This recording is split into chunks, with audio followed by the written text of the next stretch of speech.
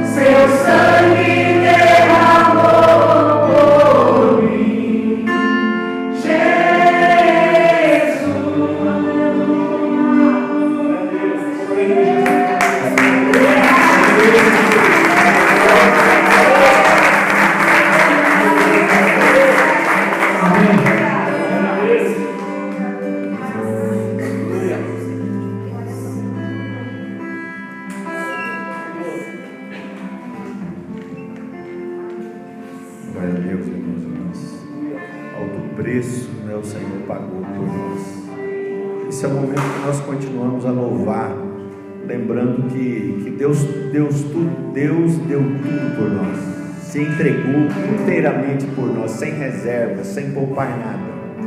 Esse é o momento em que você pode também expressar a sua gratidão, o seu louvor a Deus, a sua generosidade, que é bem vista na pessoa de Jesus Cristo. Então você que trouxe o seu dízimo, a sua oferta, você vai trazer aqui à frente, depositar com alegria, sabendo que Deus pagou um alto preço para que a gente aprendesse a viver como Ele viveu em Cristo, generosamente, bondosamente. Faça isso com alegria, em nome de Jesus.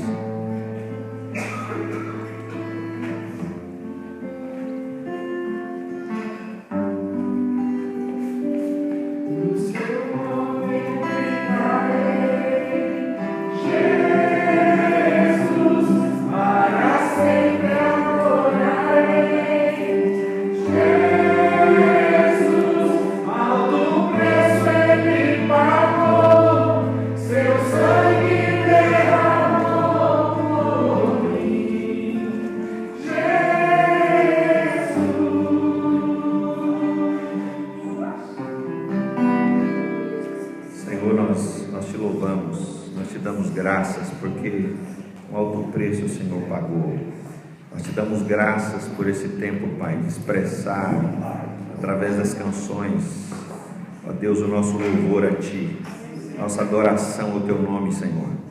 Te louvamos pela vida dos irmãos que nos ministraram, te louvamos pela oportunidade de congregarmos aqui, Senhor. Te louvamos porque esse é um recomeço, um retorno, de podermos congregar de novo, de podermos nos rever, de podermos, Senhor, dar continuidade a projetos que o Senhor colocou no coração da Tua igreja.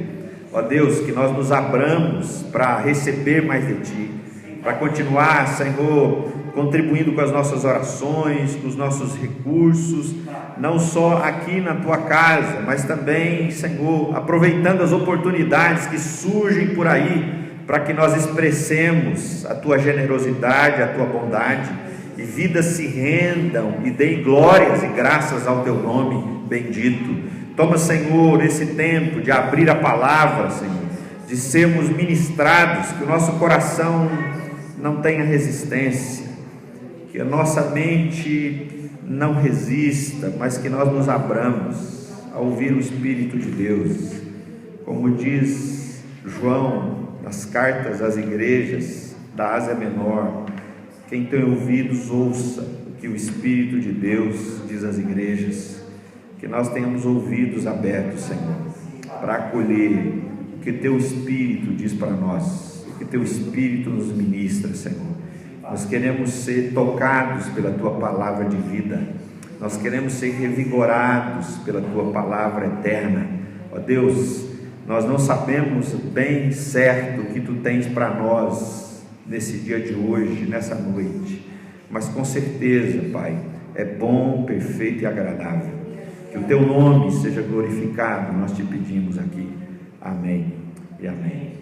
Amém, meus irmãos. Eu te convido a abrir a sua Bíblia lá na Epístola de Tiago, né, capítulo 1. Nós começamos aí uma série cujo tema é a fé viva, porque Tiago fala de uma fé morta lá no capítulo 2, uma fé que é vivida sem o acompanhamento do que ele chama de boas obras. Na cabeça de Tiago isso é impossível, porque seria o mesmo que eu dizer que vou a um lugar, mas vou sem meu coração, sem meus pulmões, vou sem nenhuma gota de sangue no corpo.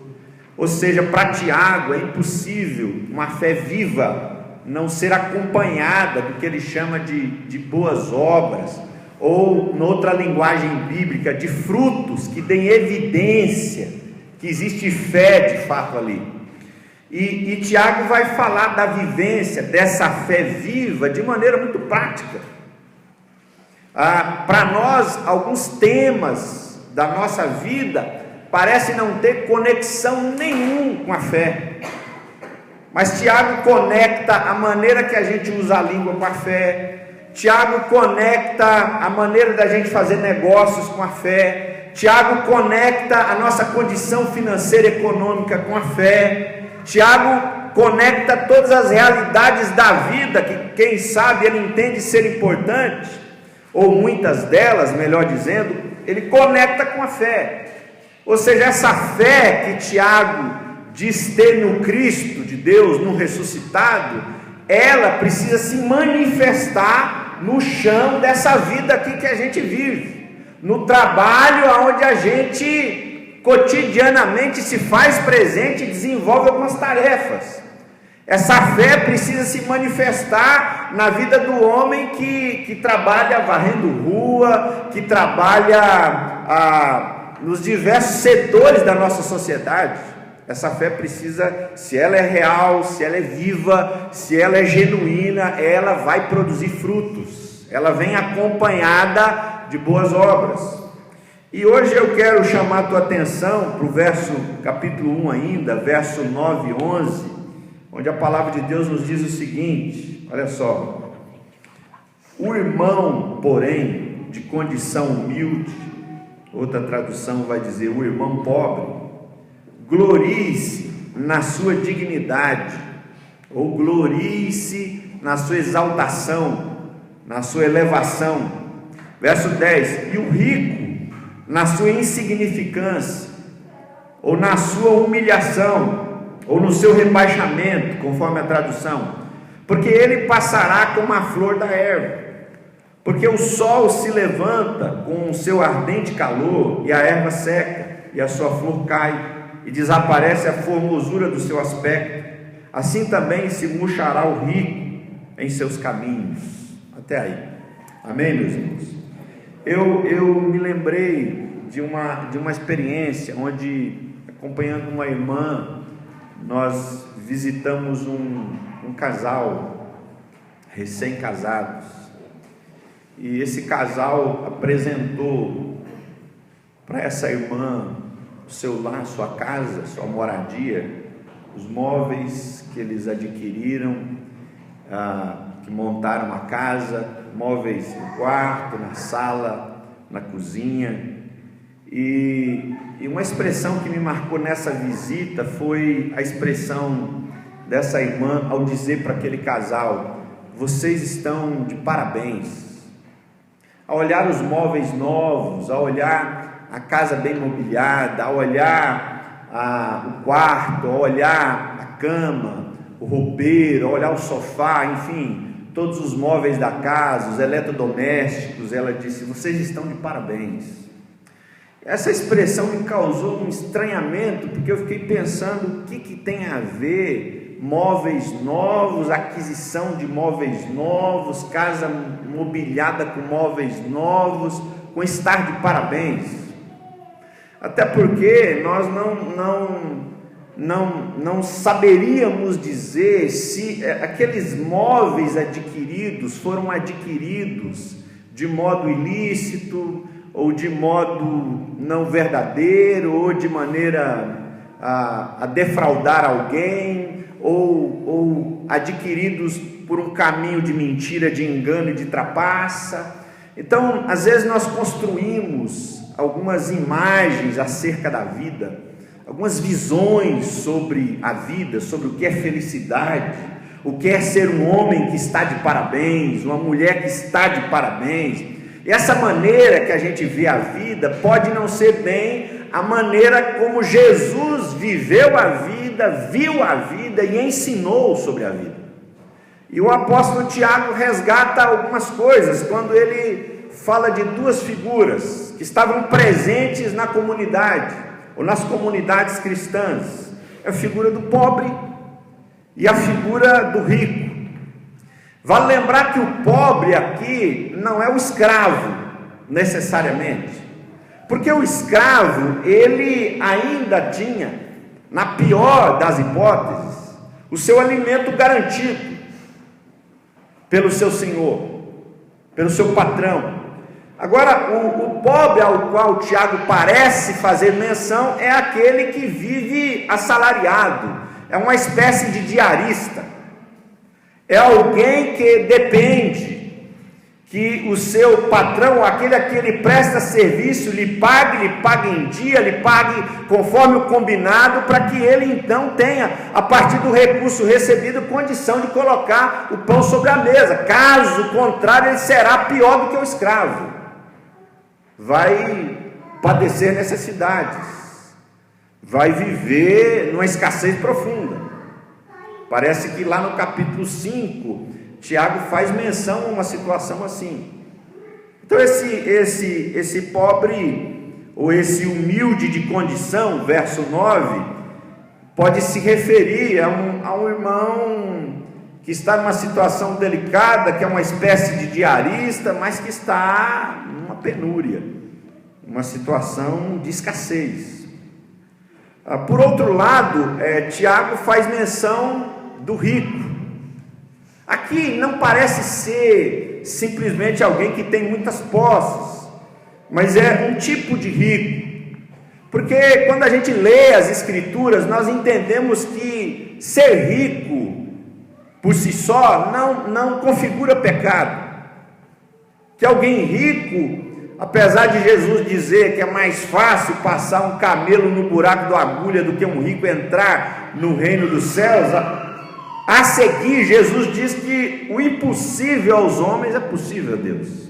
A gente vê, por exemplo, Zaqueu ouvir da parte de Jesus, que era um homem rico, dizer: hoje salvação entrou nessa casa.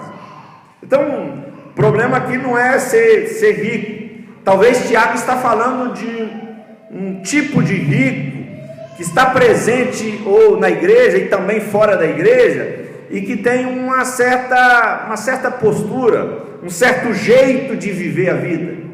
E por isso nessa noite então, irmãos, pensando no que Tiago nos diz, não só aqui no capítulo 1, mas no capítulo 2, lá no capítulo 5, eu gostaria de chamar a sua atenção para como Tiago deseja, à luz do que o Espírito de Deus ministra a ele, como Tiago deseja que o pobre, o de condição financeira escassa, como esse homem deve se ver, se enxergar, especialmente tendo conhecido a Deus. Como é que ele se enxerga? Como é que a igreja enxerga esse homem? Como é que o rico deve se enxergar? Como é que a igreja enxerga o rico? E no meio de tudo isso, o Tiago vai dando orientações sobre como é que Deus quer que o pobre se veja, como é que Deus quer que a igreja lide com o pobre, como é que Deus quer que o rico se veja, como é que Deus quer que a igreja lide com esse pessoal, seja rico, seja pobre.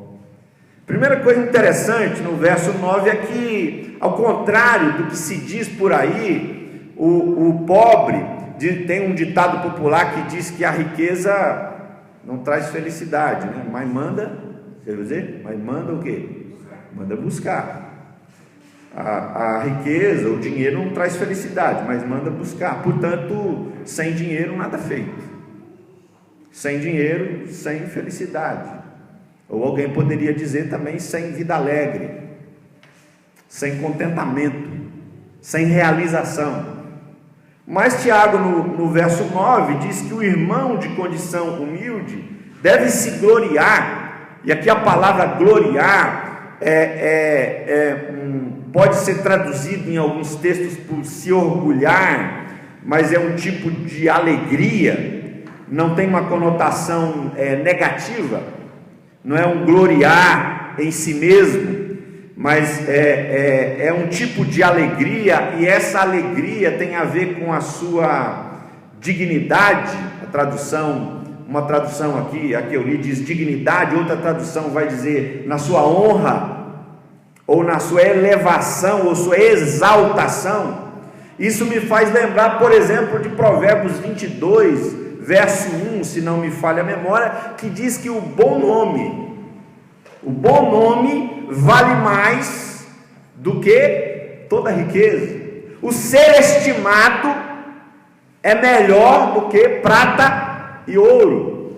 Parece que Tiago resgata essa sabedoria lá de Provérbios para dizer que o pobre, aquele de condição financeira escassa, limitada, com poucos recursos, que mal dá conta de arcar com os compromissos que ele assumiu, que são necessários, que vive uma vida sem extravagância, sem luxo, sem muita, aos olhos de muitos, sem muita comodidade, sem muita facilidade. Tiago diz: você, meu irmão, se alegre em ser honrado, se alegre em ser exaltado. Agora, é bem verdade que alguns, mesmo sendo pobres, podem ter jogado o seu nome na lama, podem ter jogado a sua reputação na lama. Mas o caminho que Tiago parece apontar para alguém que vive assim, nessa condição, é que é perfeitamente possível que o reino de Deus é esse reino onde mulheres e homens, mesmo sem tanto dinheiro ou com pouco dinheiro, descobrem a alegria de ter um nome respeitado, descobrem a alegria de ser pessoas confiáveis, de ser homens e mulheres por quem os outros colocam a mão no fogo por eles. Então existe um caminho que o reino de Deus diz: esse é caminho de alegria, é de bem-aventurança, é de felicidade, é de realização. Isso tem mais a ver com o nome que carregamos. Por outro lado, Tiago diz que o rico deve se gloriar na sua humilhação, deve se gloriar no seu rebaixamento, alguma outra tradução vai dizer. E o que isso significa? Tiago vai usar a ideia no verso 10, da flor, da erva, que o sol seca, o calor seca, e com muita rapidez desaparece. Sua formosura, sua aparente formosura se dissipa muito rapidamente. Então, existe um caminho de alegria, de se gloriar, de se jubilar, tanto para o pobre, tanto para o rico, Tiago vai dizer. E esse caminho não tem a ver com o quanto a gente acumulou, ou o quanto a gente não acumulou. Tem a ver com outras coisas.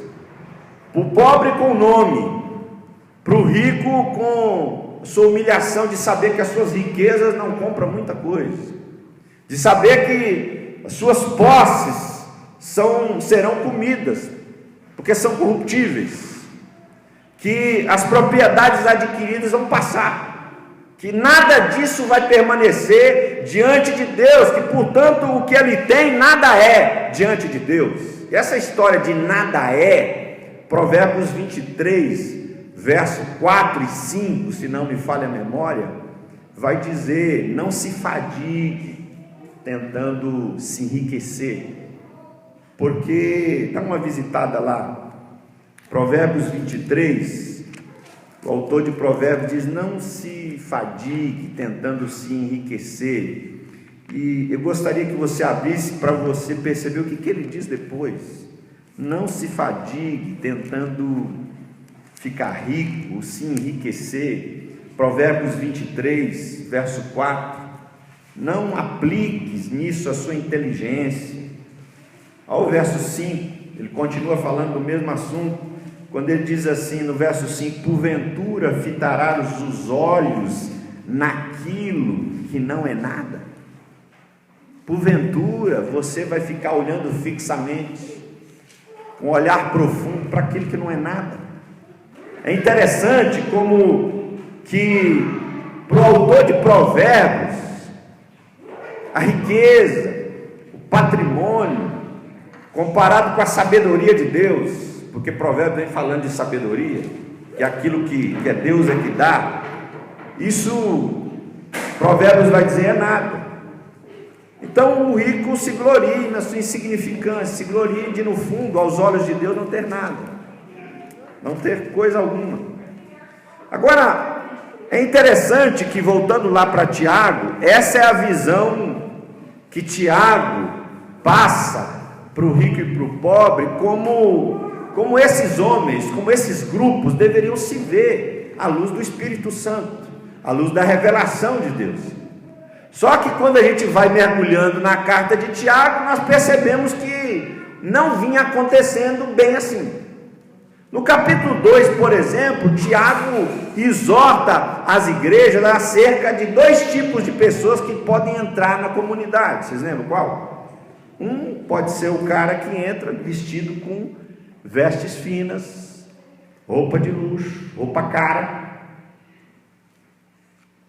E aí esse cidadão cheiroso, com roupa de marca, com sapato de marca, com anel de ouro, corrente de ouro, ele entra e ele é recebido com confetes, ele é recebido com palavras de bajulação, ele é cercado de irmãos e de irmãs que querem ser gentis com ele ou com ela. Por quê? Porque é um homem cujos trajes são de luxo, é um homem abastado financeiramente, uma mulher abastada financeiramente. Parece que esse problema estava acontecendo na comunidade, nas comunidades por ali. E Tiago, no capítulo 2, começa a tratar dessa questão, porque a fé viva tem implicações práticas na maneira como a gente lida com as pessoas, com a maneira que a gente lida com a aparência das pessoas, com a posse ou não posse que elas têm ou não têm. E Tiago parece denunciar um problema. O problema é que a igreja estava tratando de maneira gloriosa os ricos que entravam na igreja. Mas quando entrava um pobre, andrajoso, quando entrava alguém cheirando mal, quando entrava alguém capengando, quando entrava alguém embriagado, quando entrava alguém com vestes sujas, quando entrava alguém que cheirava mal e o mau cheiro já dava para sentir a distância, aí essa pessoa não recebia o mesmo tratamento. Aliás, eu já ouvi relatos de igreja onde o diácono barrou o sujeito bêbado de entrar na igreja, porque entendia que ele ia atrapalhar o culto, sem nem dar oportunidade a ele de mostrar se ia atrapalhar mesmo ou não. E é interessante como que o problema lá de Tiago é um problema também ainda hoje. Como é que eu e você, sem perceber, instintivamente, somos bem calorosos com algumas pessoas, mais cheirosas, mais bem vestidas, mais bem afeiçoadas, mais projetadas financeiramente ou socialmente. E como é que nós tratamos como se fosse um ser humano de categoria inferior, aquele que não tem os mesmos recursos, que cheira mal, que está embriagado, que está drogado, que está com a roupa suja e cheirando mal. E Tiago diz que a fé viva não faz acepção de pessoas, que a fé viva abraça o cheiroso e o mal cheiroso, que a igreja de fé viva, avivada, é a igreja que pode orar em língua, que pode dar glória a Deus e aleluia, mas na hora que entra o bêbado, o mal cheiroso, o cara que dá trabalho, ela abraça com amor, do mesmo jeito que entra o seu doutor fulano de tal. Não dá lugar de honra para ele, em detrimento de um lugar de desonra para o pobre. Ou seja, ambos têm o mesmo lugar, ambos vieram para congregar, vieram para louvar, vieram para adorar, então o lugar de todo mundo é igual. Essa ideia de Tiago. Então, o verso 6 do capítulo 2, Tiago diz: entretanto, vós outros menosprezaste o pobre. Não são os ricos que vos oprimem, e não são eles que vos arrastam para os tribunais. É interessante, ele estava tendo um outro problema com os ricos aqui, e que Tiago lembra os irmãos, dizendo: mas não são os ricos que estão oprimindo vocês? Não são eles, inclusive, que pagam os salários de fome para vocês? Então por que vocês, ainda partindo desse princípio, esquecendo a acepção de pessoas, então não são eles que, por que vocês tratam com diferença? Então a fé viva é uma fé que não tem acepção de classe, é pobre ou é rico, é cheiroso ou mal cheiroso. Então todos são acolhidos. Agora, no capítulo 2 ainda, no verso 15, é interessante porque Tiago, do 15 ao 17, fala daquele que tem necessidade. Aquele que tem necessidade, chega, tem necessidade de roupa e de alimento. Diz: qualquer dentre vós que disser, ide em paz, aquecei-vos, fartais, ou seja, se vira, Deus te abençoe. Você arruma alimento, você arruma veste. E aí Tiago diz: que proveito tem isso aí? Verso 17: assim também a fé, se não tiver obras, por si só está morta. Ou seja, uma fé viva, não é uma fé que faz vista grossa para a necessidade dos outros. Uma fé viva é aquele que nos leva a tratar ou o necessitado, ou aquele que está sem roupa, sem alimento, ou nas suas necessidades básicas, que para nós isso tem nada a ver com a nossa fé. Isso é um problema do Estado, isso é um problema do município, também. Mas o Tiago está dizendo que isso é um problema nosso também. Isso é um problema nosso. É por isso que a gente fala de conversão no bolso, porque para viver isso aqui precisa converter o bolso, porque não dá para a gente sair socorrendo as pessoas se nós não aprendemos, por exemplo, a prática, o caminho do desprendimento, da generosidade, que lá no capítulo 1, Tiago, ao falar sobre aquele que tem necessidade de sabedoria, no verso 5, capítulo 1, verso 5, diz: se você acha que precisa de sabedoria, peça a Deus, porque Deus é liberal, Deus é generoso, Deus não fica censurando, Deus dá. Ou seja, aprenda com Deus, porque Ele é liberal, Ele é desprendido. A gente aprendeu o seguinte, que Deus dá e abençoa a gente, e aí a gente agradece a Deus e tudo bem. Deus cobre a gente de bênçãos, e aí a gente agradece a Deus e tudo bem. Só que o que a gente precisa se lembrar, e que o Espírito quer nos lembrar, que quando Deus é generoso conosco, Deus é dadivoso, Deus abençoa a gente, é porque Ele deseja que nós o imitemos. Essa é a questão. Não foi isso em João 13, quando Jesus lava os pés dos discípulos, estando Judas ali, todos ali, e aí depois Ele diz: vocês me chamam de mestre. Tudo bem, está certo. Eu, sendo mestre, lavei os pés de vocês, agora vão e façam o mesmo. Essa é a dinâmica. Efésios 5, se não me falha a memória, verso 1, o apóstolo Paulo diz assim: sede imitadores de Deus. Aquilo que Deus faz na nossa direção, de bondade, de perdão e de justiça, não é para gerar apenas um glória a Deus e aleluia em nós, ou a sensação de que nós somos mais abençoados do que outros que não receberam igual bênção, ou bênção semelhante. Mas o desejo de Deus é que a gente dê como nós recebemos, que a gente compartilhe o que recebeu, que a gente imite a Deus no seu amor, na sua justiça e na sua bondade. Porque se não foi assim, se não é assim, nós não entendemos nada, nós somos apenas abusadores da graça de Deus, abusadores da bondade de Deus, como quem abusa de alguém que é bom. Você já viu gente assim, que abusa de quem é bom? Diz: fulano de tal é bom, vamos lá pedir para ele tal coisa, porque ele é bonzinho. Ah, fulano de tal é generoso, vamos lá pedir para ele, mesmo que eu não precise, vamos lá pedir. Isso aí se chama abuso. Abuso da generosidade alheia, abuso da graça de Deus. E Deus não quer gerar em nós, não quer gerar em nosso caráter esse tipo de coisa, gerar em nós pessoas que são uma espécie de abusadores da graça de Deus. Mas Tiago escreve para que a gente tenha uma fé viva, e uma fé viva imita. Se Deus é generoso, nós queremos ser generosos também. Lá no capítulo 5, ao falar dos ricos, Tiago parece apresentar uma situação complicada, e que é um texto que a gente passa por cima, porque a gente tem os nossos textos preferidos. Isso aí é normal, não que seja saudável, mas isso aí acontece.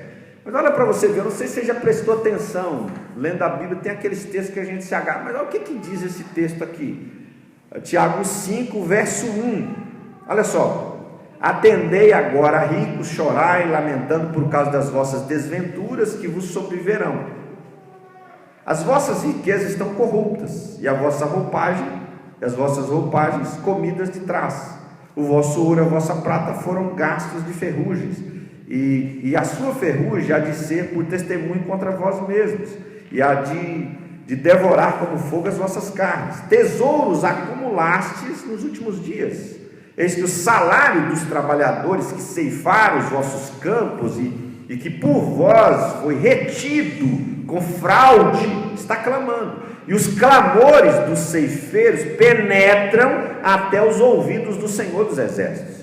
Tendes vivido regaladamente sobre a terra, tendes vivido nos prazeres, tendes engordado o vosso coração em dia de matança, tendes condenado e matado o justo, sem que ele vos faça resistência. Interessante.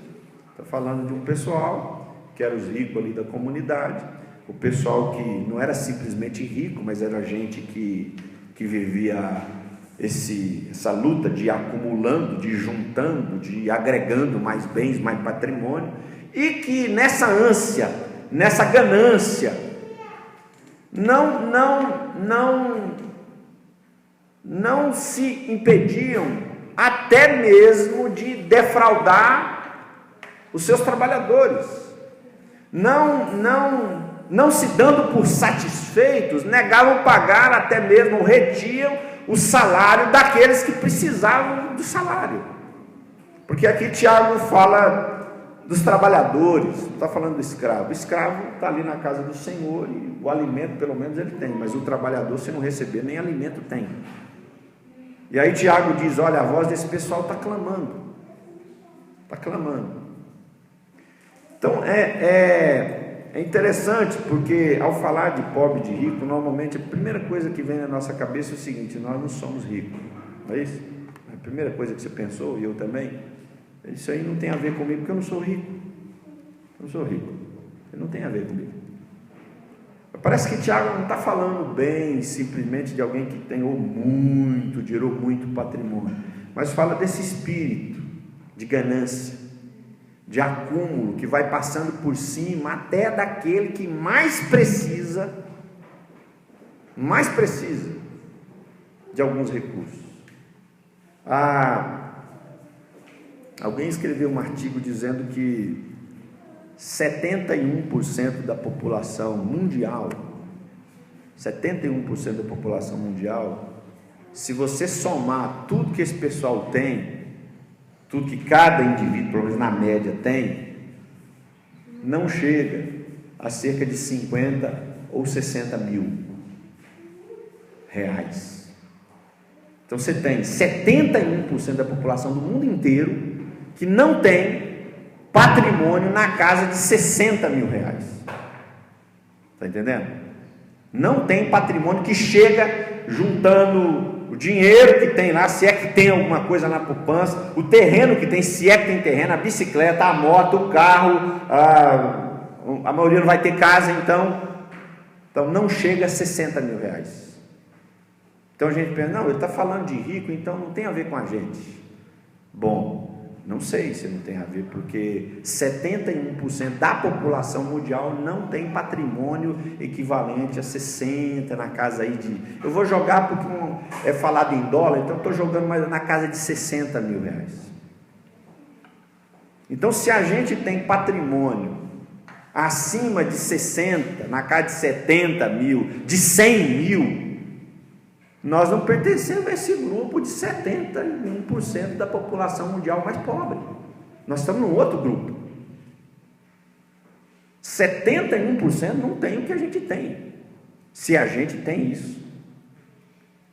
Então, quando a gente lê, a gente pensa: é rico, não tem a ver comigo.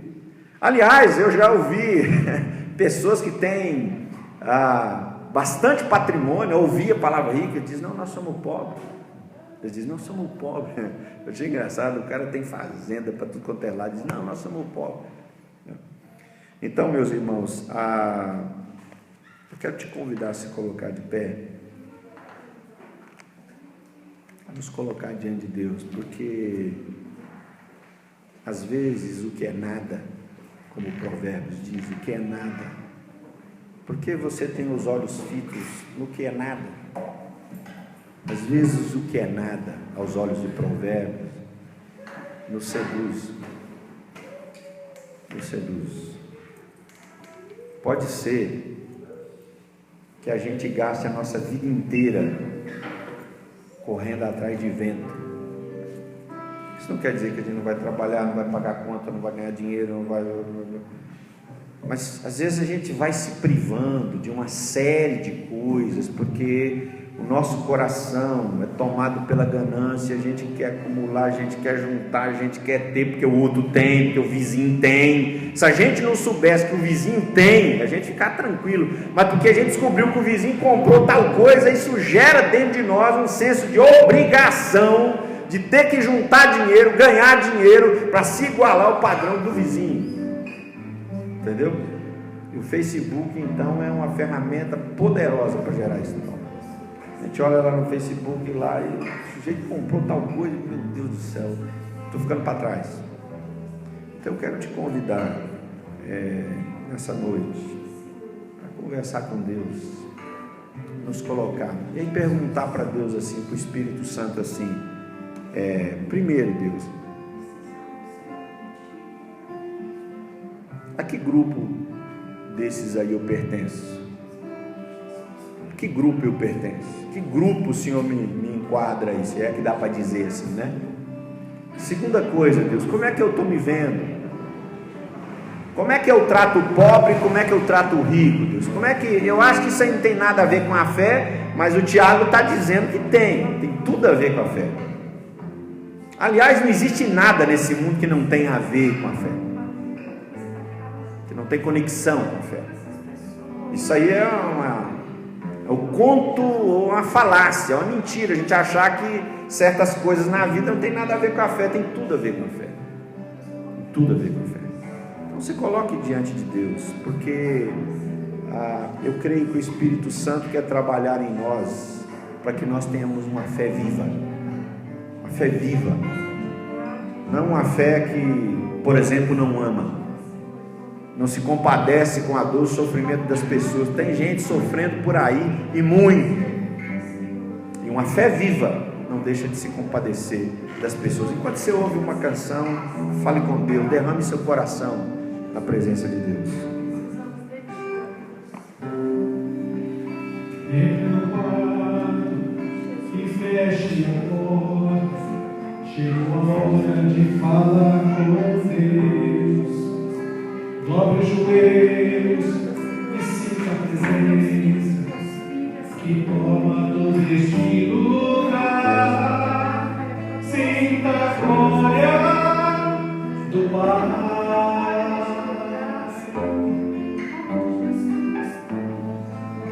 Sinta a glória de Deus.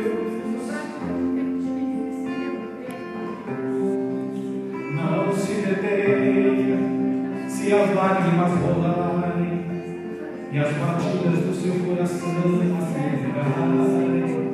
É Ele mexendo no secreto da gente, um lugar que ninguém conhece, mas Ele viu e sabe curar.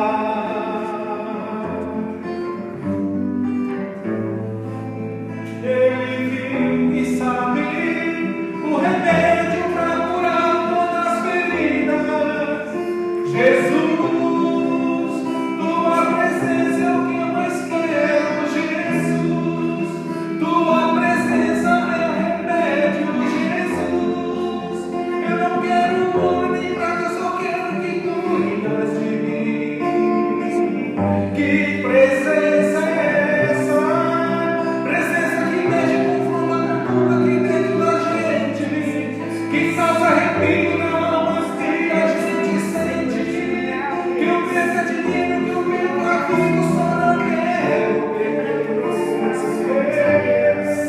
tua presença, tua presença, tua presença, tua presença.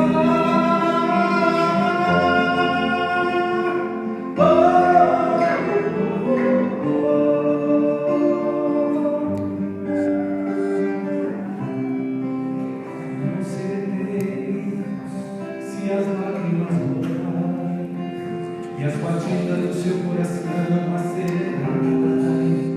É Ele mexendo no secreto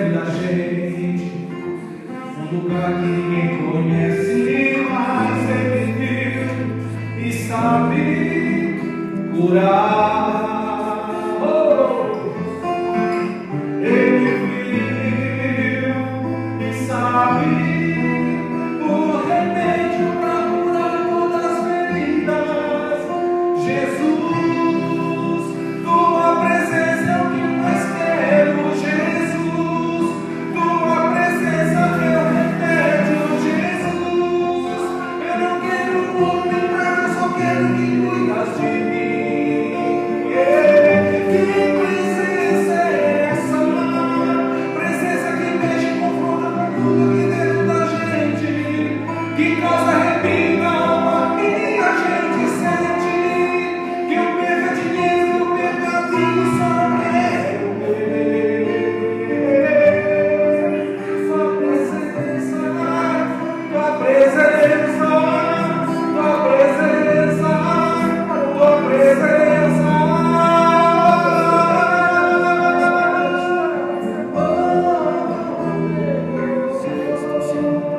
Santo é teu nome, Pai.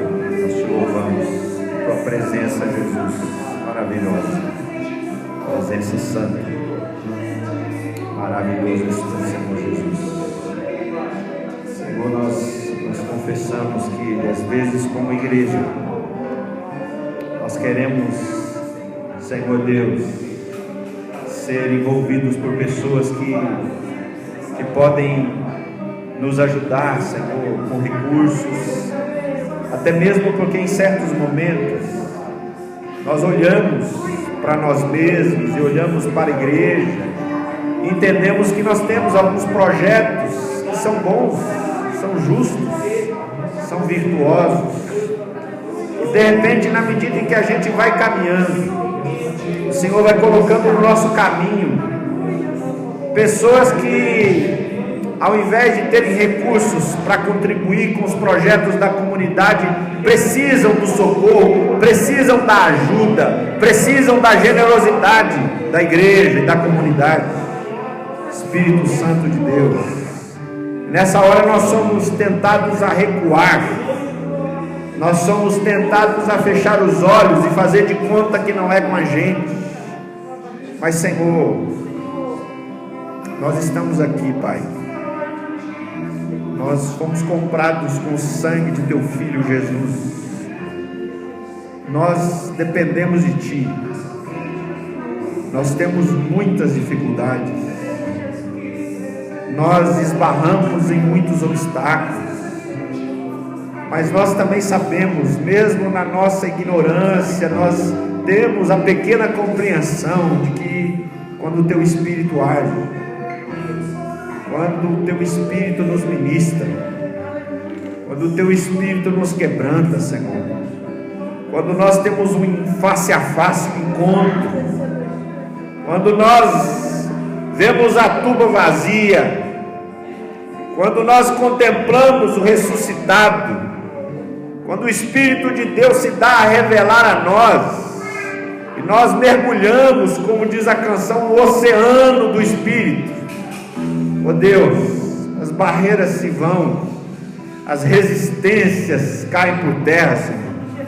Nosso coração se rende, porque, como diz o salmista, ao falar da beleza da tua santidade, Senhor, beleza maior não há, formosura maior não há. Oh Deus, tu és a pérola de maior valor, tu és o tesouro escondido no campo, e nós queremos ser levados, Espírito Santo de Deus, a redescobrir a cada dia qual é a verdadeira riqueza da nossa vida, qual é o verdadeiro tesouro que enriquece todo homem, toda mulher, toda família, toda criança, todo jovem. Ó Espírito de Deus, leva-nos a essa experiência, Senhor, de redescobrirmos a verdadeira riqueza, para que os nossos olhos não fiquem fixos naquilo que é nada, naquilo que é vão, naquilo que é corruptível, mas pelo contrário, Senhor, que os recursos que vierem à nossa mão não seja de modo algum tirano sobre nós, não seja senhor sobre nós, mas seja, ó Deus, apenas um instrumento, seja apenas uma ferramenta para te servir nesse mundo onde muitos padecem de necessidades das mais diversas, e a maior de todas é ter um encontro com o amor de Deus, com o ressuscitado.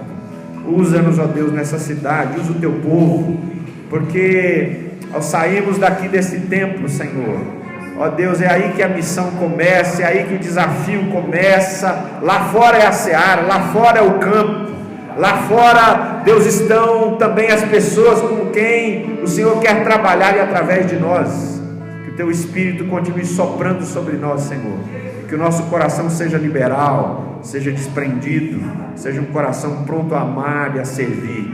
Faz assim, nós te pedimos, para louvor da tua glória, em nome de Jesus. Amém.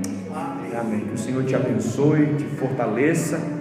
Antes de orarmos encerrando, quero te lembrar que nas quintas-feiras aí nós temos os nossos pequenos grupos, né? Alguns ainda funcionando ainda pelo WhatsApp, mas outros já, pelo menos o Marcos já presencialmente, né? Então tem um grupo de mulheres, tem os grupos de mulheres e temos os grupos de homens. Então você pode procurar o Pirola, o Marcos, né? Ou a Edna, ou a Ivone. Procure participar, procure caminhar junto, procure não caminhar sozinho ou sozinha. A fé viva não é vivida na solidão, a fé viva é vivida na comunhão, onde a gente se exorta mutuamente, onde a gente, né? Estava vendo aqui como é bonita a comunhão, né? O pessoal estava ensaiando aqui o louvor e de repente a Ivone propôs um cântico, aí foi cantado o cântico. Eu vi que esse cântico foi uma benção, como foi os demais, né? Como é importante isso, a gente não caminhar só. Que Deus abençoe você, te fortaleça, amém? Que o Senhor seja conosco, que o Senhor nos envolva de graça, que o Senhor derrame paz sobre você, meu irmão, minha irmã, que o Senhor te dê graça a enfrentar os desafios, que o Senhor continue soprando o Espírito sobre você, para que na seara do Senhor você continue semeando, cultivando, colhendo para a glória de Deus. Que o Senhor te faça frutífero, frutífera. Que o amor de Deus o Pai, que a graça de nosso Senhor Jesus Cristo e que a consolação, o sopro do Espírito continue sobre a tua vida, meu irmão, minha irmã, hoje e sempre. Amém e amém. Que Deus te abençoe. Forte abraço, uma boa semana.